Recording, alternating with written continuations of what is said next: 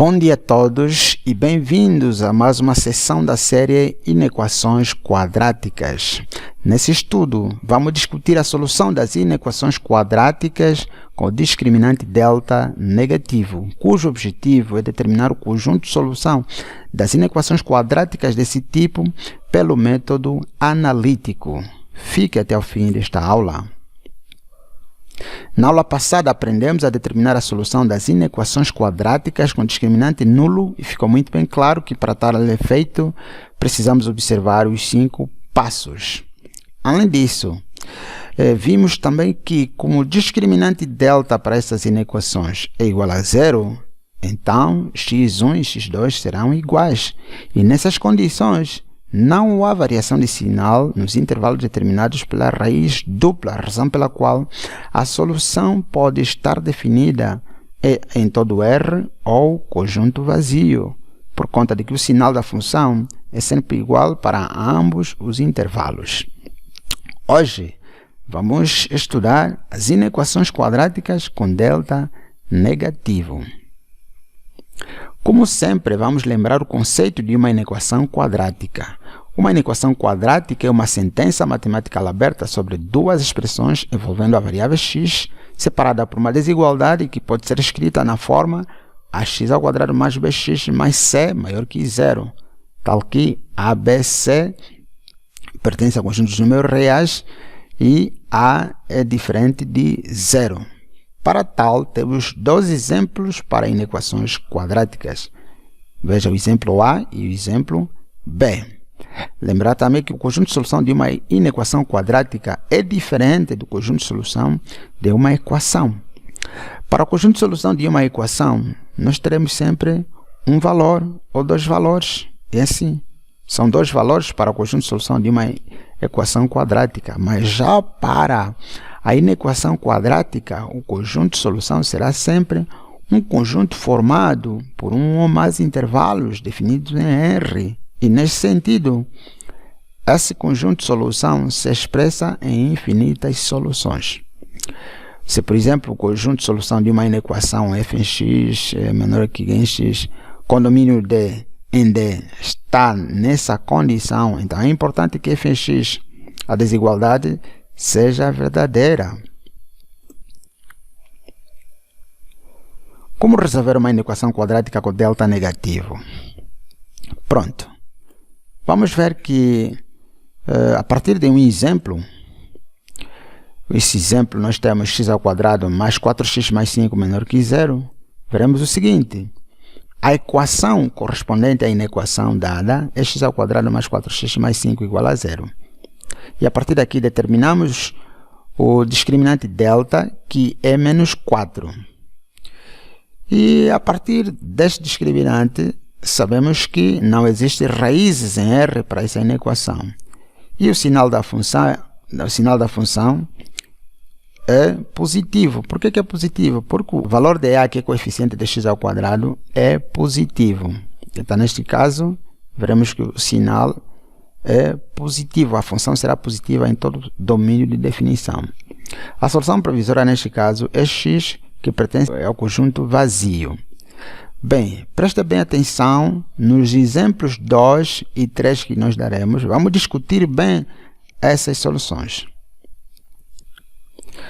Então, verificando aqui a nossa solução provisória, teremos que à direita de zero, esses valores são satisfatórios. Como? Nós destacamos zero como centro, então, substituindo o zero na desigualdade, veremos que vai dar falso, significa que não satisfaz a desigualdade. Isto vamos fazer também à esquerda do valor de zero, que esses valores também não satisfazem. À direita de zero, também esses valores não satisfazem a desigualdade. E por isso, o conjunto de solução é exatamente o conjunto vazio. A partir do exemplo anterior, já podemos declarar os procedimentos de resolução de uma inequação quadrática com delta negativo. Bem, o primeiro passo é reduzir a expressão na forma geral. E a forma geral se expressa nestes exemplos que nós colocamos aqui. Como a inequação está na forma geral, se obedece essa estrutura, uma dessas estruturas, nós colocamos f em x maior que zero, ou então uma dessas outras formas. Passo 2, converter a desigualdade na equação correspondente e determinar o valor de delta. Passo 3, analisar o sinal da função. Lembrar que o sinal, a análise do sinal é muito importante, porque permite conhecer os intervalos onde a função é positiva ou negativa. E neste caso particular, nós temos que delta é negativo e a desigualdade não admite raízes reais. Logo, a análise do sinal faz-se dependendo unicamente do sinal de a, que é coeficiente de x ao quadrado. Isso significa que teremos apenas duas condições. Primeira condição: se a for positivo, então a função também será positiva. Ou seja, o sinal da função é positivo em todo o seu domínio de definição. E vamos declarar simbolicamente assim. Se a for negativo, então a função será negativa e o sinal é negativo para todo o domínio da função. E vamos escrever na reta real que o sinal da função é negativo desta forma. Quarto passo, determinar a solução provisória seguida da respectiva verificação. E o quinto passo é escrever o conjunto solução. Cabe lembrar aqui que o conjunto solução S de uma inequação quadrática com delta negativo estará sempre definida num único intervalo e válida para todo o domínio da função, dependendo das seguintes condições. Aqui já vamos lembrar que o conjunto solução de uma inequação quadrática com delta negativo assemelha-se com o caso do conjunto solução para delta igual a zero, o caso que nós estudamos na aula passada. Bem, as condições que se verificam, vamos voltar aqui, as condições que se verificam para o conjunto de solução de uma desigualdade com delta negativo são estas, resumidas na tabela que nós estamos a apresentar. Nós temos a condição de A e depois temos o sentido da desigualdade, a solução da desigualdade e o significado. Portanto, vamos fazer aqui um estudo. É preciso verificar bem esta tabela para não entrarmos em contradição em termos do conjunto de solução. E os exemplos práticos nós veremos nos casos seguintes. Vale lembrar que nem sempre as condições feitas, as conclusões feitas no resumo da tabela anterior são aplicáveis para todas as inequações com sentidos de desigualdades expressos na forma fx maior que zero ou fx menor ou igual que zero, pois que trata-se aqui de intervalos com extremos fechados. Estamos a dizer o quê? É muito importante testar sempre as inequações. O exemplo 2. Determinar a solução da inequação menos x ao quadrado menos 1 sobre 2x ao quadrado menor que 2x mais 4. Para essa desigualdade, nós veremos os seguintes procedimentos. Bem, vamos converter essa desigualdade na forma geral. Ok, a desigualdade escrita na forma geral fica assim. E logo, a partir dessa forma geral, determinamos a equação. A equação é escrita desta forma. E a partir daqui, determinamos o discriminante delta, que será negativo, menos 4. E logo, como o discriminante delta é negativo, então não existem raízes para o conjunto dos números reais. Sinal da função. Estamos a ver que o nosso A é negativo. Como negativo? Sim, temos a ver que menos 1 sobre 2, menos 1 sobre 2, e esse valor é negativo. Se o A é negativo, então a função correspondente será negativa em todo o seu domínio de definição. E escrevemos simbolicamente assim. Esse é o estudo do sinal. Agora, daqui depende a solução provisória. A solução provisória diz que é x que pertence ao intervalo que vai desde menos infinito até mais infinito. Mas isso por quê? Porque o sentido da desigualdade diz que é menor ou igual que zero. E sempre que o sentido da desigualdade for menor, a solução esperada estará no intervalo ou nos intervalos com sinal negativo. Já se o sentido da desigualdade for maior, então a solução esperada estará no intervalo ou nos intervalos com sinal positivo. Para este caso particular, temos x que pertence ao conjunto dos números reais. Então, provando esta solução provisória, nós vamos destacar o zero como o centro, como referência. A partir do zero, vamos analisar o que acontece mesmo para zero e o que acontece à direita e à esquerda de zero. Se substituirmos o valor zero na nossa inequação, vamos ver que esta desigualdade é satisfeita. Sim, esse valor satisfaz a desigualdade. Nós teremos x menor ou igual que 4, que é verdade. Mas já analisando a direita e analisando também a esquerda, fazendo o mesmo processo de substituir os valores próximos de zero, veremos que esses valores satisfazem a desigualdade, porque resultam numa condição verdadeira. Portanto, o conjunto de solução será o conjunto S, que é o conjunto dos números reais, que vai desde menos infinito a mais infinito. Estamos aqui no exemplo 3. No exemplo 3 nós temos 1 sobre 3x² mais 5 maior que 2x. Como vemos aqui, esta expressão ainda não está na forma geral. Precisamos trabalhar.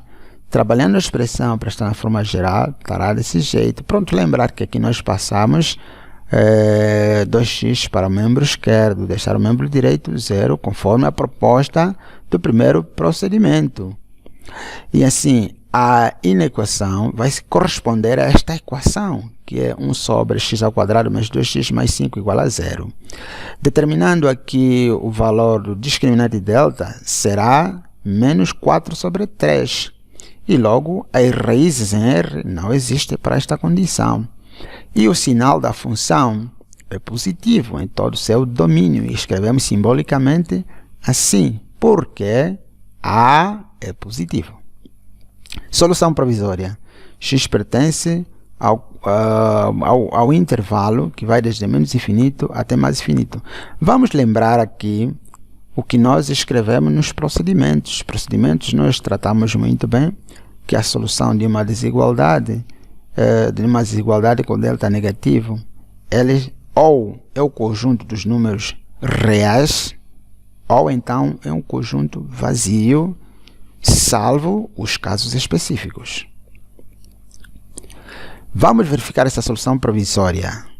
Então, como a nossa solução, a solução provisória é de menos infinito a mais infinito, ou seja, que não temos raízes, vamos considerar zero como a referência.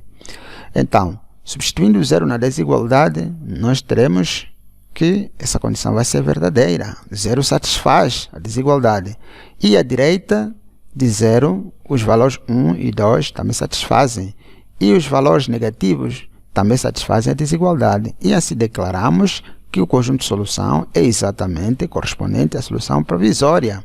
X que pertence ao conjunto de números reais, que é o intervalo que vai desde menos infinito até mais infinito.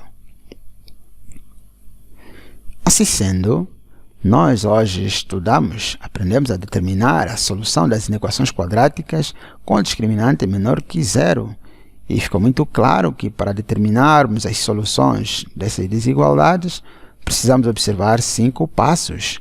Reduzir a expressão na forma geral, converter a desigualdade na equação correspondente e determinar o valor de delta. Analisar o sinal da função, determinar a solução provisória e verificá-la e escrever o conjunto de solução. Por outro lado, como delta é negativo, as equações correspondentes resultam sempre num conjunto vazio e as soluções destas desigualdades podem estar definidas em R ou no conjunto vazio, como é o caso das inequações quadráticas com delta nulo. Pronto, antes ainda de terminarmos a nossa aula, vale lembrar que é preciso fazer uma revisão. é preciso fazer uma revisão na primeira parte da nossa aula, na segunda parte, na terceira, e para chegarmos aqui na quarta parte, dizer que as inequações quadráticas devem ser entendidas como um todo. Essas partes foram feitas para garantir uma boa compreensão do conteúdo, mas este estudo é um estudo único.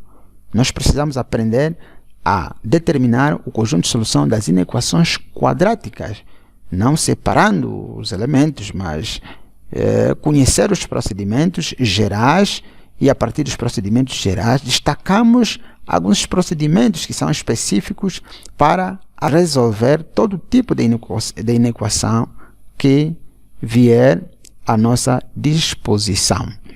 Assim sendo, temos como exercícios propostos para o estudo independente desta aula determinar o conjunto de solução das seguintes inequações quadráticas.